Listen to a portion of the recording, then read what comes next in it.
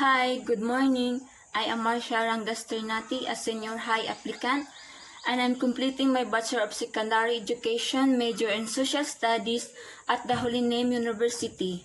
And I'm proud to present my semi-dated lesson plan in the different groups of rights. My objectives are classify the different groups of rights, define each different groups of rights, appreciate the importance groups of rights, and label the characteristic group of rights. Good morning, class. How are you today? Before we start our lesson, Ms. Ranieses, can you lead the prayer? Class, our lesson for today is the different group of rights. Different groups of rights according to nature.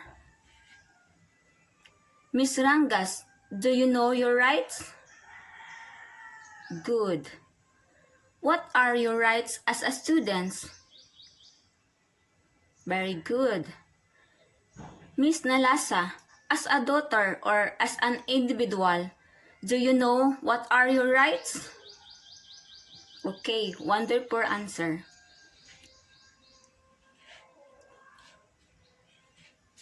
Rights, freedom that belong to every person in the world. Rights, freedom that belong to the person in the world from birth to death. They apply regardless of where you are from, what you believe, or how you choose to live your life. We have here first, civil rights. Civil rights are those rights when the law enforces at the private individuals for the purpose of securing to them the enjoyment of their means of happiness.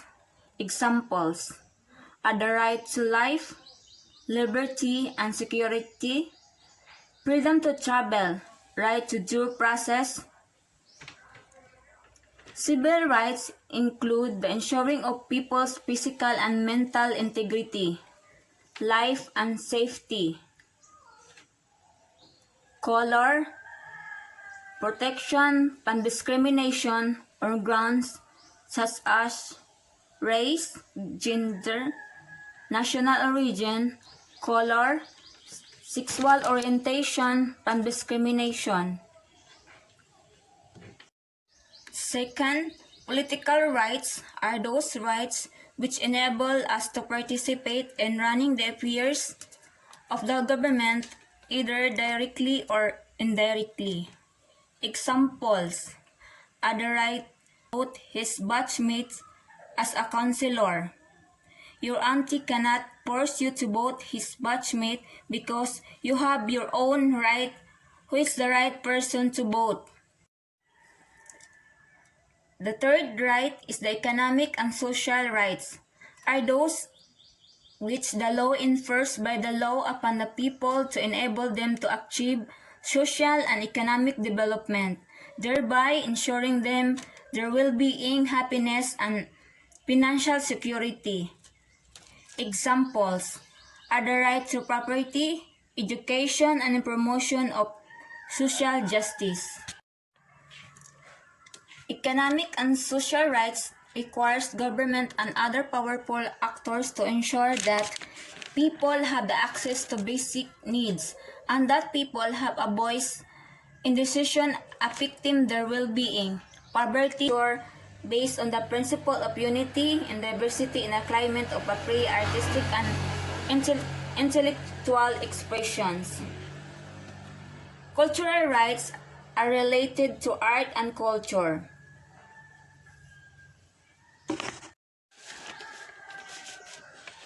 Cultural rights are related to art and culture.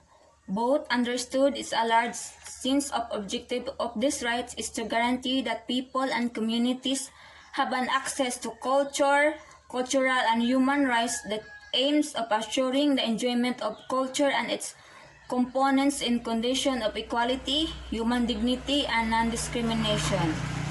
These rights are related to them such as language, cultural participation, and cultural life.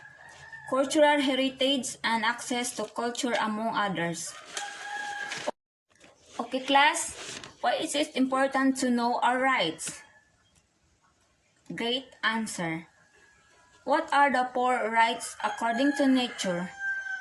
Miss Idnilan, please answer. Very good. Class, as a student, which rights adopted you most? Who wants to answer? Okay, Mr. Reyes. Brilliant ideas. Okay, class. We have a short role play. Group yourself into 4. Group 1 for the civil rights. Group 2 for the political rights. Group 3 for the social and economic rights. And last groups are the cultural rights.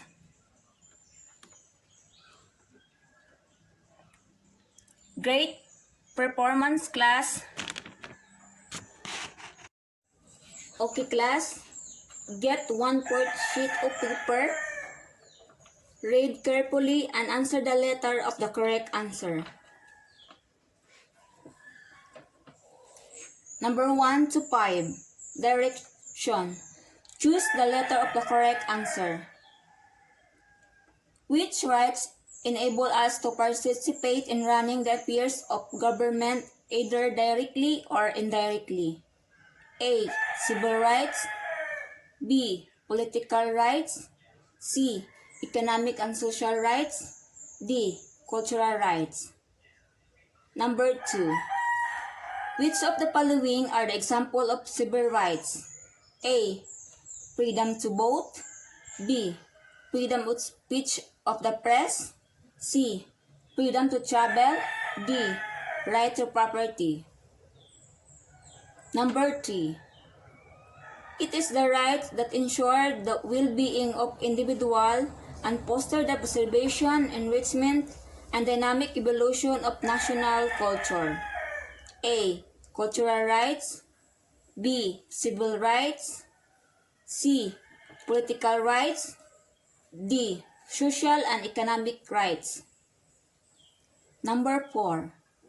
Which rights confers by the law upon the people to enable them to achieve social and economic development, thereby ensuring them their well-being, happiness, and financial security? A. Civil rights. B. Political rights. C. Economic and social rights. D. Cultural rights. Number 5. Which rights when the law enforced and the private individual for the purpose of security to them, enjoyment of their means of happiness? A. Civil rights. B. Political rights. C. Economic and social rights. D. Cultural rights. Number 6 to 10. Write T if the statement is true and F if it is false. Number 6. Civil rights are the rights to life, liberty, and security. Number 7. Political rights are the example of right to vote, right to information of matters. Number 8. Is economic and social rights are the example of right to property, education, and promotion of social justice. Number 9.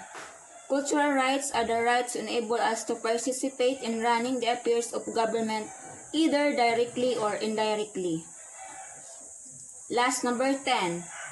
Social and economic rights are those rights that ensure the well-being of individual and foster the preservation, enrichment, and dynamic evolution of national culture based on the principles of unity and diversity in a climate of free artistic and intellectual expression. Okay, class, please exchange your paper in your statement.